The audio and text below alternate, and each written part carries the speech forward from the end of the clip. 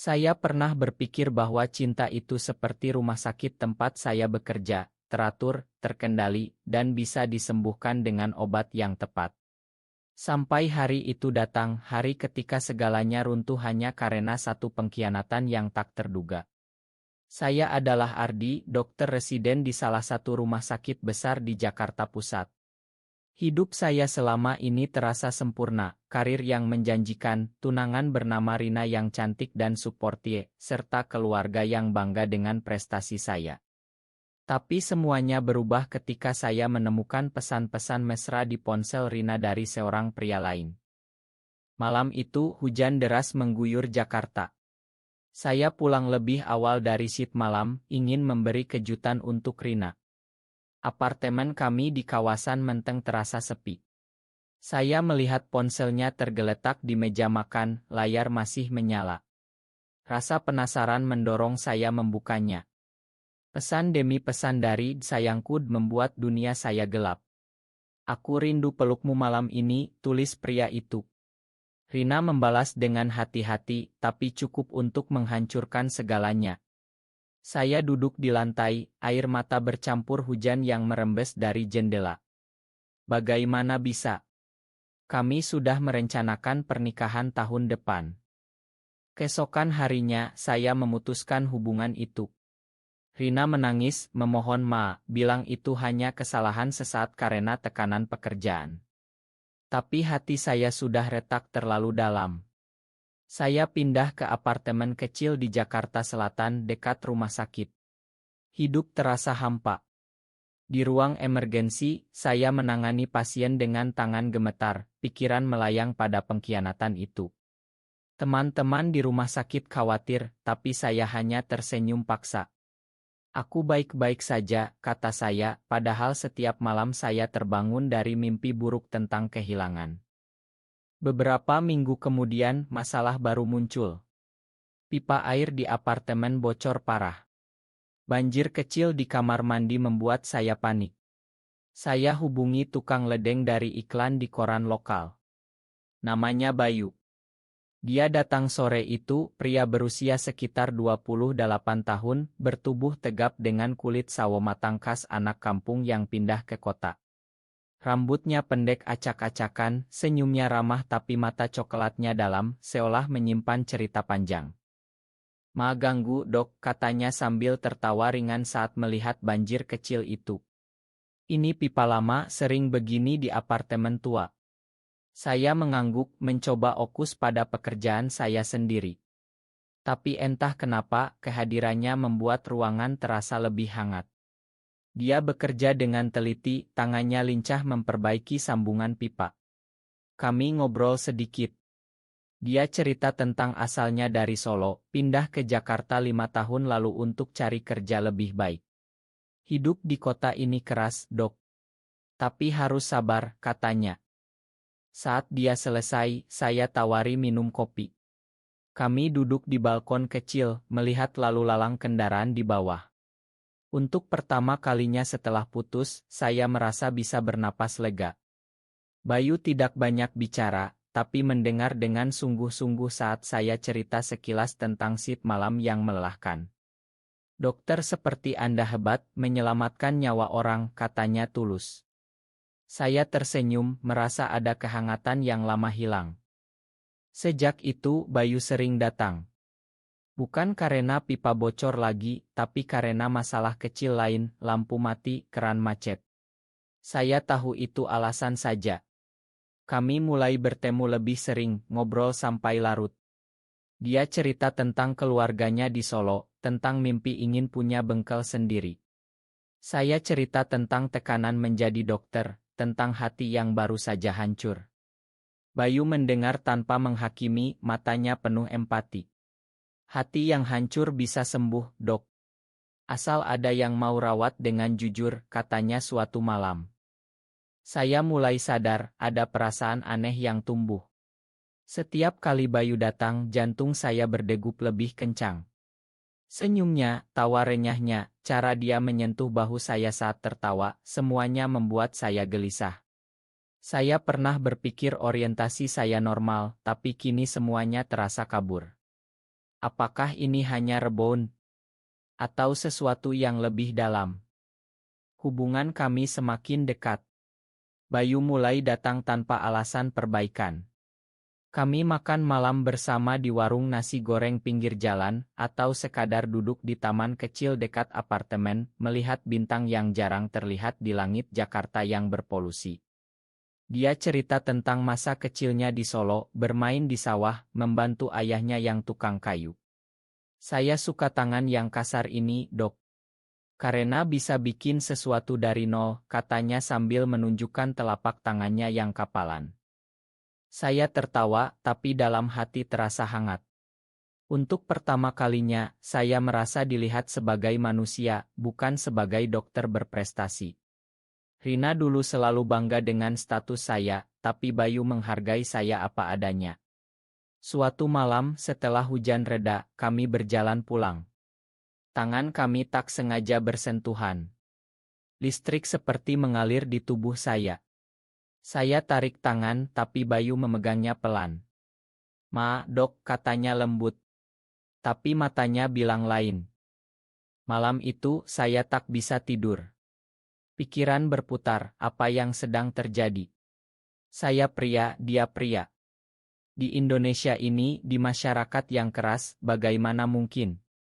Keluarga saya konservatif, teman-teman di rumah sakit pasti akan menjauh. Tapi perasaan ini terlalu kuat untuk diabaikan. Keesokan harinya, Bayu datang lagi. Kami duduk di sofa, diam cukup lama. Akhirnya, dia bicara duluan. "Ardi, aku tahu ini aneh. Tapi sejak pertama ketemu, aku merasa ada yang beda sama kamu." Saya terdiam. Kata-kata itu seperti membuka bendungan. Saya cerita tentang kebingungan saya, tentang hati yang masih sakit dari pengkhianatan Rina.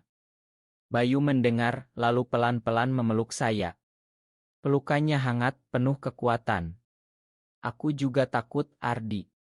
Aku pernah suka sama cowok di Solo, tapi harus kubur dalam-dalam. Keluarga, tetangga. Semuanya nggak akan terima." Air mata kami bercampur.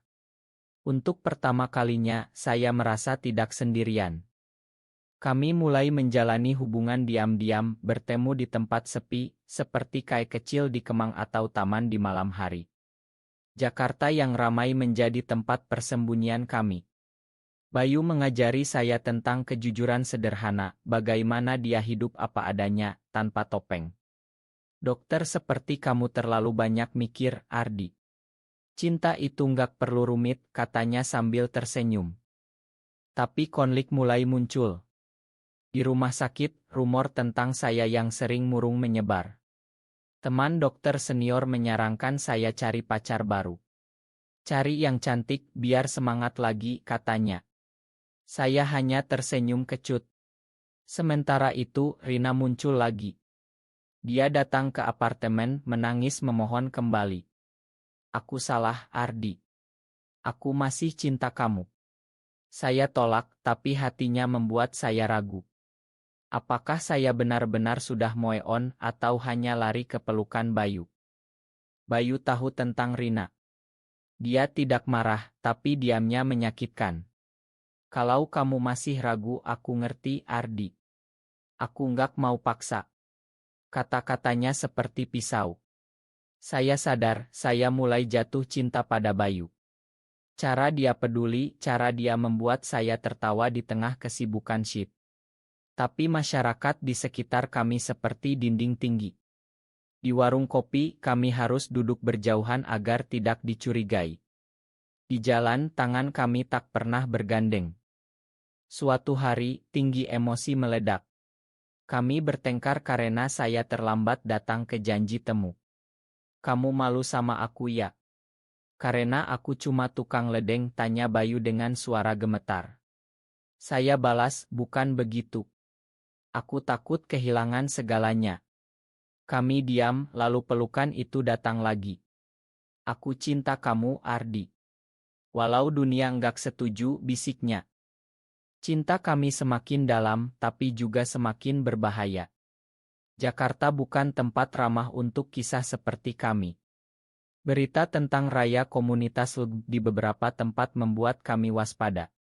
Bayu cerita tentang temannya yang diusir keluarga karena orientasinya. Aku nggak mau itu terjadi sama kita, katanya. Saya angguk, tapi dalam hati takut. Kami mulai merencanakan masa depan kecil, mungkin pindah ke Bali, di mana suasana lebih toleran, atau sekadar punya tempat rahasia. Bayu semakin sering menginap. Pagi-pagi dia buatkan sarapan sederhana, nasi goreng dengan telur mata sapi. Ini resep ibu di Solo, katanya bangga. Saya rasakan kehangatan keluarga yang lama hilang. Tapi pengkhianatan datang dari arah tak terduga. Suatu hari, saya dapat telepon dari adik Bayu di Solo. Mas Bayu bilang dia lagi susah di Jakarta. Dia pinjam uang sama teman, katanya buat bantu kakaknya yang sakit. Saya kaget. Bayu pernah cerita keluarganya baik-baik saja. Malam itu, saya tanya langsung. Bayu diam lama, lalu cerita, dia berhutang karena judi online, mencoba cari uang cepat untuk mimpi bengkelnya. Aku takut bilang ke kamu, Ardi. Kamu dokter, hidupmu teratur. Aku cuma. Suaranya tercekat. Saya marah, merasa dikhianati lagi. Kamu bohongi aku. Setelah aku cerita semua rahasiaku, kami bertengkar hebat. Bayu pergi meninggalkan saya sendirian di apartemen yang tiba-tiba terasa dingin. Hari-hari berikutnya terasa neraka. Di rumah sakit, saya hampir salah diagnosis karena pikiran kacau. Rina muncul lagi, tawarkan kenyamanan lama. Kembalilah, Ardi. Aku janji nggak akan ulangi. Godaan itu kuat karena hidup normal terasa lebih aman. Tapi setiap malam, saya rindu Bayu, senyumnya, pelukannya, kejujurannya yang kini ternyata palsu. Saya cari Bayu ke bengkel kecil tempat dia kerja. Dia kurus, mata sembab. Aku salah, Ardi. Aku takut kehilangan kamu kalau bilang yang sebenarnya. Dia cerita semuanya, tekanan hidup di kota, mimpi yang terlalu besar, kesalahan yang menumpuk. Aku cinta kamu, tapi aku nggak pantas. Air mata saya jatuh. Saya sadar, pengkhianatan Rina dulu karena kelemahan, begitu juga Bayu. Tapi Bayu memilih jujur sekarang. Saya peluk dia di tengah bengkel yang kotor. Kita hadapi bersama. Aku bantu lunasi hutangmu. Kami mulai bangun kembali. Saya bantu Bayu dengan uang tabungan, dia janji berhenti judi. Kami lebih terbuka, cerita masa lalu, ketakutan masing-masing. Bayu cerita tentang pertama kali sadar orientasinya saat remaja di Solo, bagaimana dia sembunyi dari teman-teman. Aku pikir aku sendirian sampai ketemu kamu. Di Jakarta yang kejam, kami cari ruang aman. Bergabung dengan komunitas kecil secara diam-diam, bertemu orang-orang seperti kami. Ternyata kami tidak sendirian. Ada dokter, guru, bahkan polisi yang menyembunyikan cinta serupa. Tapi konflik besar datang dari keluarga. Adik saya datang ke Jakarta, melihat foto kami berdua di ponsel saya yang terjatuh. Kak, ini apa? Kamu sama cowok. Dia marah, cerita ke orang tua. Telepon dari ibu penuh tangis, Ardi, pulanglah. Kita obati ini. Jangan rusak nama keluarga. Saya hancur. Bayu pegang tangan saya erat. Kalau kamu pilih mereka, aku ngerti. Tapi saya tolak. Aku pilih kamu. Cinta ini nyata. Kami putuskan pindah sementara ke Bali, tempat Bayu punya saudara jauh. Di sana udara lebih segar, orang lebih santai. Kami sewa rumah kecil di Ubud, Bayu mulai kerja di kontraktor lokal, saya ambil cuti panjang. Di sawah hijau, kami berjalan bergandeng tanpa takut. Tapi masa lalu mengejar. Rina datang ke Bali, tahu dari teman. Ardi, ini salah. Kamu lagi sakit karena putus kita. Dia coba pisahkan kami. Bayu marah, tapi saya yang bicara. Rina, aku bahagia sekarang. Ini pilihan aku. Di Bali, cinta kami mekar. Pagi-pagi kami ke pasar tradisional, Bayu tawar-menawar dengan pedagang, saya tertawa melihatnya. Malam hari, kami duduk di teras, dengar gamelan dari kejauhan. Di sini aku merasa bebas, Ardi, kata Bayu. Tapi konflik internal muncul. Saya rindu karir dokter, Bayu merasa bersalah karena saya tinggalkan segalanya. Kembali saja ke Jakarta, aku ikut. Tapi saya tahu kembali berarti sembunyi lagi. Klimaks datang saat keluarga saya datang ke Bali. Ayah, ibu, adik, semuanya. Mereka marah, nangis, bilang ini dosa. Kembalilah, Ardi. Kami cari pengobatan. Bayu diam di kamar, takut. Malam itu pertengkaran hebat. Ayah bilang Bayu hanya manfaatkan saya. Saya bela Bayu habis-habisan. Dia yang rawat hati aku yang hancur. Kalian gak paham. Ibu menangis, tapi akhirnya diam. Bayu keluar, bicara dengan hormat. Om, tante, aku cinta Ardi dengan tulus. Aku nggak minta apa-apa selain dia bahagia. Kejujurannya menyentuh. Ayah diam lama, lalu bilang, kalau itu bikin kamu bahagia, kami coba terima. Tapi pelan-pelan. Itu bukan penerimaan penuh, tapi awal. Keluarga pulang dengan hati berat, tapi pintu terbuka sedikit. Tahun berlalu. Kami kembali ke Jakarta, tapi lebih kuat. Saya lanjut residen, Bayu buka bengkel kecil. Kami hidup terbuka di lingkaran kecil, sembunyi dari yang lain. Tapi cinta kami jadi pelindung. Keluarga perlahan terima. Ibu sering telepon, tanya kabar Bayu juga. Dia baik, ya nak. Adik mulai paham setelah baca buku tentang orientasi. Rina menikah dengan orang lain, kirim ucapan selamat. Kami tersenyum, masa lalu jadi pelajaran. Di akhir, kami duduk di balkon apartemen lama, melihat Jakarta yang sibuk. Terima kasih sudah jujur, Bayu. Kamu sadarkan hati aku yang hancur, kata saya. Dia peluk saya erat. Dan kamu ajari aku berani cinta sejati. Cinta kami bukan dongeng sempurna, tapi nyata, penuh luka, pengkhianatan, tapi akhirnya penyembuhan melalui kejujuran. Di tengah masyarakat yang keras, kami pilih hidup dengan hati utuh. Karena cinta, walau dilarang banyak orang, adalah hak setiap manusia untuk bahagia.